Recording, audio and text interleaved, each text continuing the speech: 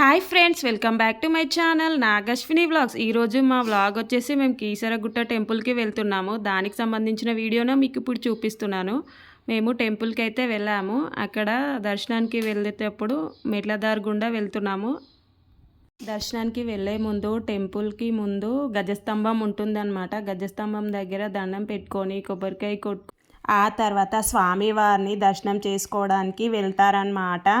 మేము కూడా అలాగే దండం పెట్టుకొని గజస్తంభం దగ్గర దర్శనానికి వెళ్ళాము. 10-15 నిమిషాల్లో దర్శనం అయితే పూర్తయిపోయింది. మేము వెళ్ళేసరికి లోపల చాలామంది శివలింగానికి అభిషేకం చేసుకుంటున్నారనమాట. ఏమైతే టైం లేదని చెప్పి దర్శనం చేసుకొని బయటకు వచ్చేసామన్నమాట. బయట చాలా శివలింగాలు ఉంటాయి. అక్కడ కూడా మనము అభిషేకం చేసుకొని కొబ్బరికాయ కొట్టుకొని దీపం వెలిగించుకోవచ్చు. బయట శివలింగాలకి లోపల టెంపుల్లో అయితే అభిషేకం చేస్తే టికెట్ తీసుకోవాలి. బయట అయితే అవసరం లేదు. ఎక్కడైనా దేవుడే కదా, చేసుకోవచ్చు అనమాట. మేమేం చేసుకోలేదు, టైం లేదని చెప్పి దర్శనం చేసుకొని వచ్చేసాము. బయట పెద్ద హనుమాన్ విగ్రహం కూడా ఉంటుంది. చాలా శివలింగాలు కూడా ఉంటాయి.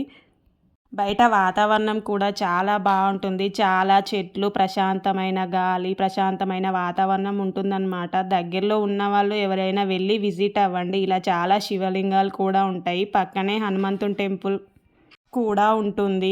లక్ష్మీనరసింహస్వామి టెంపుల్ కూడా ఉంటుంది. మా పెళ్ళైన తర్వాత మేమైతే ఫస్ట్ టైం ఈ టెంపుల్కి రావడం. పెళ్ళికి ముందైతే మా అమ్మ వాళ్ళతోని ఒకసారి వచ్చానన్నమాట. కొంచెం ముందుకెళ్తే కొలను కూడా ఉంటుంది. మా ఆయన వెళ్ళి చూద్దామని అన్నాడు. అది కొండలాగా జారినట్టుగా ఉంది, అందుకని చెప్పి నేను వెళ్ళలేదు. మీరు వెళ్ళి చూడండి అని అన్న. కొంచెం ముందుకెళ్ళి ఆయన చూశాడు, నేను మాత్రం చూడలేదు. నేను ఇప్పటిదాకా హనుమంతుడి టెంపుల్ ఉంటుందని చెప్పాను కదా, అది ఇదే అన్నమాట టెంపుల్. దగ్గరలో ఉన్న వాళ్ళు వెళ్ళి విజిట్ అవ్వండి. టెంపుల్ అయితే చాలా బాగుంటుంది, చాలా మంచిగా అనిపిస్తుంది. వెళ్తే ప్రశాంతంగా ఉంటుంది మనసు కూడా. అక్కడ వాతావరణం కూడా చాలా ప్రశాంతంగా ఉంటుంది. మా ఛానల్ కనుక నచ్చినట్టయితే, మా వీడియోలు కూడా నచ్చినట్టయితే లైక్ చేయండి, షేర్ చేయండి, సబ్స్క్రైబ్ చేసుకోండి. మంచి మంచి వీడియోస్తో మీ ముందుకు వస్తాము. మేము 7 o'clockకి బయలుదేరితే 8 కల్లా అక్కడ రీచ్ అయ్యాము. 8:15, 8:20 వరకు దర్శనం అయిపోయింది. ఆ తర్వాత ప్రసాదం పులిహోర లడ్డు తీసుకొని పులిహోర తినేసి కాసేపు కూర్చొని అక్కడంతా గుళ్ళు చూసుకొని ప్రశాంతమైన వాతావరణాన్ని కొంచెం ఎంజాయ్ చేసి ఆ తర్వాత మేము రిటర్న్ అయినామన్నమాట. ఇందాక చెప్పాను కదా బయట కూడా అభిషేకం చేసుకోవచ్చు అని. ఇక్కడ వాళ్ళు చేసుకుంటున్నారు బయట ఎవరో అభిషేకం.